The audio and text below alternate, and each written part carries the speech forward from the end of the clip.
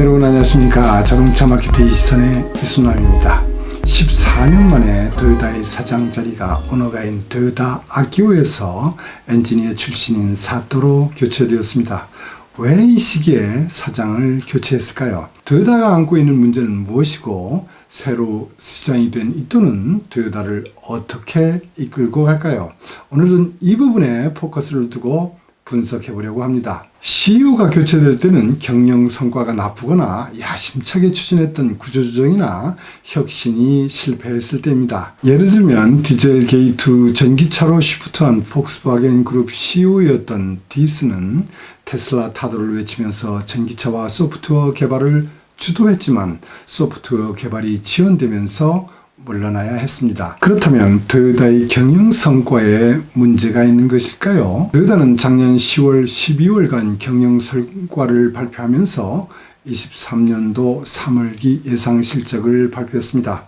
그 자료에 의하면 반도체 부족 이슈가 있었음에도 불구하고 연결 판매 대수는 전년비 7% 늘었고 매출액도 역대 최대인 36조엔을 예상하고 있습니다. 그런데 영업이익과 순이익이 감소하는 현상을 보이고 있습니다. 이 영업이익과 영업이익률을 글로벌 업체와 비교해보면 토요타의 부진이 보이는 듯합니다. 경쟁사들은 반도체 부족의 역설로 다들 사상 최대의 실적을 기록했습니다만 토요타의 영업이익률은 22년 3월기 9.5%에서 6.7%로 떨어집니다. 이 영업이익률은 스텔란티스, 벤츠, 테슬라의 50% 수준에도 미치지 못하고 있고 현대차 그룹보다도 낮으며 GM과 비슷한 수준에 있습니다. 이 숫자를 보면 분명 토요타의 경영 성과는 악화되었습니다. 그런데 악화된 요인을 분석해보면 좀 흥미로운 부분이 있습니다. 전년 대비 영업이익 증감에 영향을 미쳤던 요인은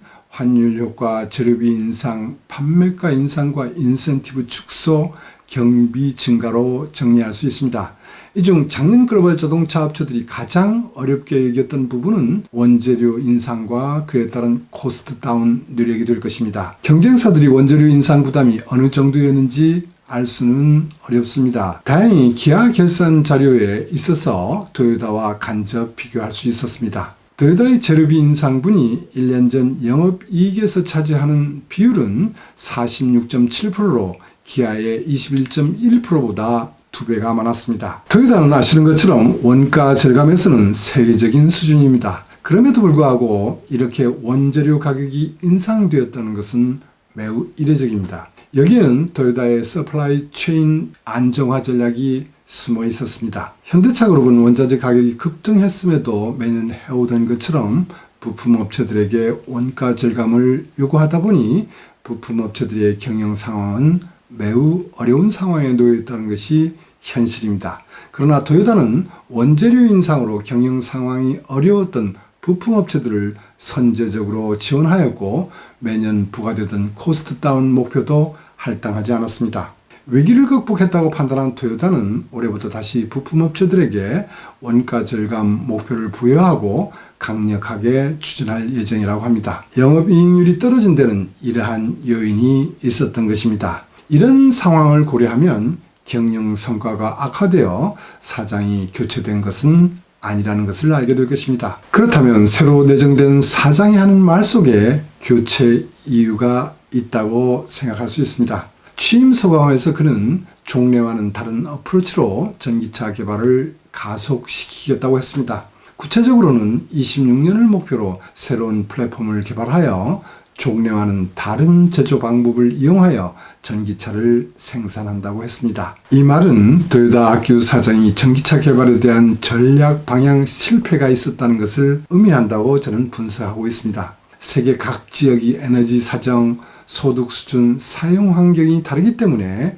하이브리드, 플러그인 하이브리드, 수소연료 전지차, 전기차를 다 개발해야 한다는 토요타 아키오 사장의 주장은 틀린 데가 없어 보입니다. 그러나 2014년 토요타의 애뉴얼 리포트에서 제시된 전방위 전략 내용을 보면 두 가지 큰 오류를 발견할 수 있습니다. 하나는 전기차를 소형, 근거리차로 포지션한 점과 전기차보다는 하이브리드와 수소연료 전차에 우선한다는 전략 미스였습니다. 토요타는 테슬라와 공동으로 개발했던 RAV4 전기차를 몇 대 팔더니 수익이 안 맞는다고 판매 중지를 했습니다. 그리고는 각종 모터쇼에 소형보다도 작은 경형 전기차를 출품해왔으며 아직도 C+4란 경형 전기차를 일본과 인도네시아에서 판매하고 있습니다. 또한 전기차 보급은 높은 판매 가격, 부족한 충전소, 짧은 항속거리, 그리고 각국 에너지 사정으로 늦게 진전될 것이기 때문에 당분간 하이브리드가 대세가 될 것이라는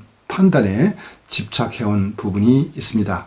97년에 개발되었던 하이브리드는 10년이라는 세월이 지났어야 누적으로 100만 대를 판매할 수 있었습니다. 2012년이 되면서부터 매년 100만 대 이상을 판매할 수 있었고 17년 1월에 누적으로 1000만 대를 판매했습니다. 14년에 누적 판매 700만 대가 되면서 BEP를 드디어 맞췄고 폭스바겐이 디젤 게이트 후 디젤 차 수요가 감소하면서 하이브리드로 세계를 제패할 수 있다는 확신을 하게 되었습니다. 그러나 유럽과 미국에서의 CO2 규제가 토요타가 생각하는 수준보다 더 강화되면서 하이브리드만으로는 대응할 수 없게 되었습니다. 또한 미국, 유럽, 중국에서는 하이브리드를 포함한 내연기관 판매 금지 또는 전체 판매의 50% 이상을 판매해야 한다는 규제안을 마련할 때 강력한 로비도 해왔고 또한 환경 규제를 완화하는 정책을 내세웠던 트럼프 정부를 강력하게 지지하는 활동을 했지만 기대와는 달리 더 강력한 규제들이 확정되면서 토요타는 전략적 혼란에 빠지게 되었습니다. 그리고 또 하나는 하이브리드 차처럼 세계적인 기술로 키우고 싶었던 수소연료 전지차 미라이의 판매 부진입니다. 토요타는 2014년 12월 미라이를 런칭하고 20년 11월 말 풀 모델 체인지를 했습니다. 이 기간 동안 글로벌 시장에서 판매 대수는 고작 11,000대였습니다. 연료 탱크 수를 증대하고 항속거리를 늘리면서 풀 모델 체인지를 했지만 고가격 그리고 일본 정부가 내세웠던 수소 충전 인프라가 목표 일정대로 진전되지 못하면서 판매에 고전하고 있습니다. 특히 일본 시장에서는 작년 8월 판매가 10대로 추락할 정도로 이쯤 되면 그 누가는 책임을 져야 할 상황이라고 보이지 않습니까? 수소 충전소 확보와 탄소 중립 관점에서 재생에너지를 이용한 그린 수소를 확보하기까지는 시간이 꽤 걸릴 것으로 보여 당분간 토요타의 수소연료 전차 전략도 매력이 없습니다. 이런 토요타의 상황을 예리하게 분석한 결과를 반영했는지는 알 수 없지만 파이퍼 샌들러의 2040년도 토요타의 전기차 판매 예측은 충격적입니다. 2040년 전 세계 판매의 94%가 전기차가 될 것이라고 예측하면서 1위는 920만 대를 판매하는 폭스바겐이 될 것이고 2위는 820만 대를 판매하게 될 테슬라가 된다고 했습니다. 그런데 토요타의 전기차 판매량은 작년 토요타 전체 판매 대수의 반도 안 되는 400만 대로 전망하고 있습니다.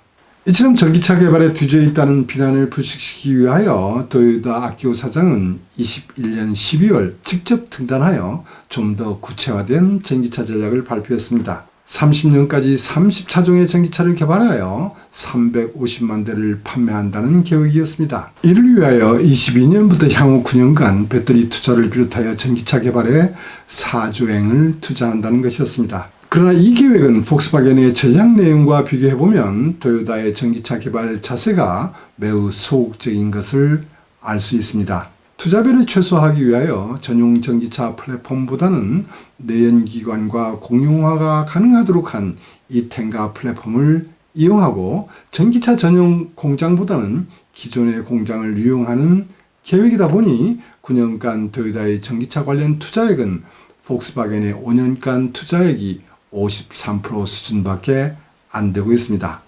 전기차 모델 수에서는 42%, 전기차 판매 목표는 70% 수준으로 상대적으로 소극적인 계획인 것을 알 수 있습니다.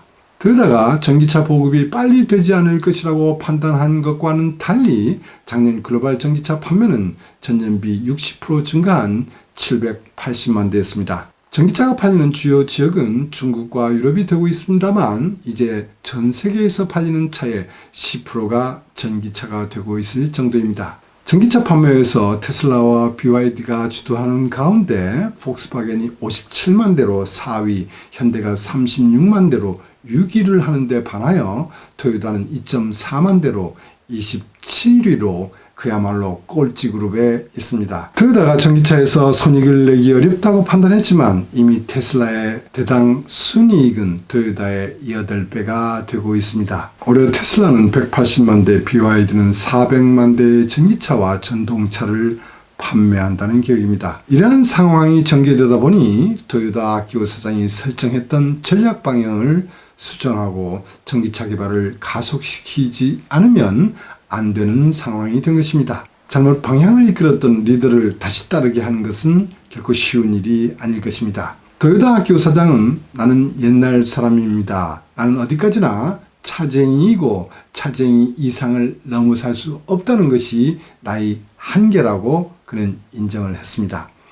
이 부분은 그래도 멋지게 보입니다. 폭스바겐 그룹 디스 CEO는 사임했지만 그래도 아키오 사장은 회장으로 자리를 옮겨서 마쿠에서 영향력을 유지할 것으로 보입니다.